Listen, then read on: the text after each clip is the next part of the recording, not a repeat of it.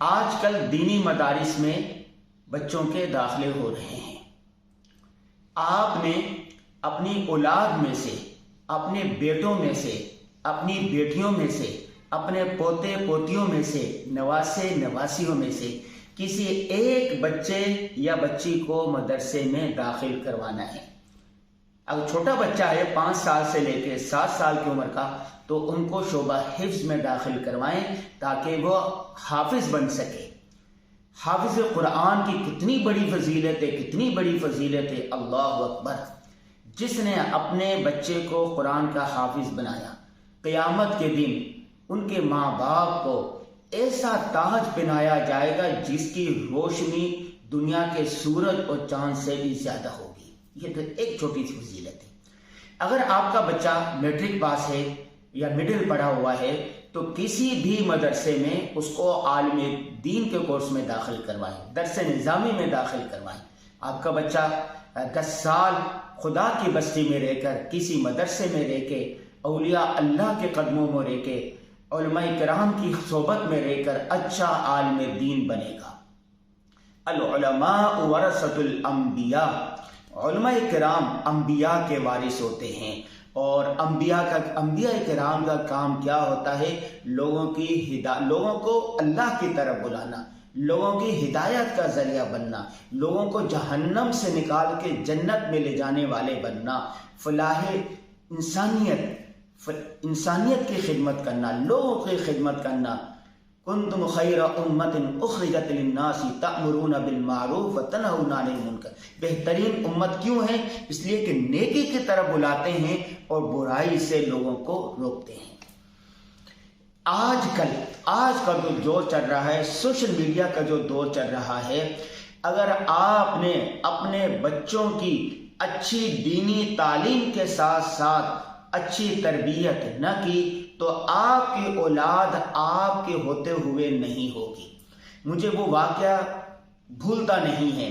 Defence میں ہمارے ایک دوست ہیں، ان کے پاس جانا ہوا، ان کا ٹریفک حادثہ ہو گیا تھا، ان کے پاس جانا ہوا۔ اس نے روتے ہوئے کہا کہ میں 4 ماہ ہو گئے بیڈ پر پڑا ہوں، میرے 2 بیٹے ہیں، 2 بیٹیاں ہیں، لیکن وہ اپنے اپنے کمروں میں موبائل میں لگے رہتے ہیں۔ میں آواز دیتا رہتا ہوں، وہ آواز نہیں سنتے۔ اگر آتے ہیں تو بدتمیزی کرتے ہوئے کہتے ہیں بابا کیا ہے، یہ خادم بیٹھا ہوا ہے نا، یہ ماسی بیٹھی ہوئی ہے نا، تو آپ ان کو کام کیوں نہیں کہتے؟ آپ ان کو کام کہیں نا، آپ ہمیں کیوں ڈسٹرب کرتے ہیں، ہمیں کیوں تنگ کرتے ہیں؟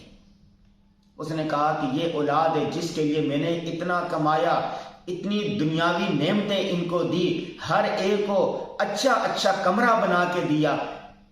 آج میں پچھتا رہا ہوں کہ کاش میں نے ان کو دینی تعلیم دی ہوتی، قرآن کا حافظ بنایا ہوتا، عالم دین بنایا ہوتا، علماء کرام، اکابر علماء کرام کی صحبت میں لے جایا ہوتا، اور خانقاہ میں لے جایا ہوتا، تبلیغی جماعت میں لگایا ہوتا، تو ان کو پتہ چلتا کہ والدین کی خدمت کتنی اہمیت رکھتی ہے۔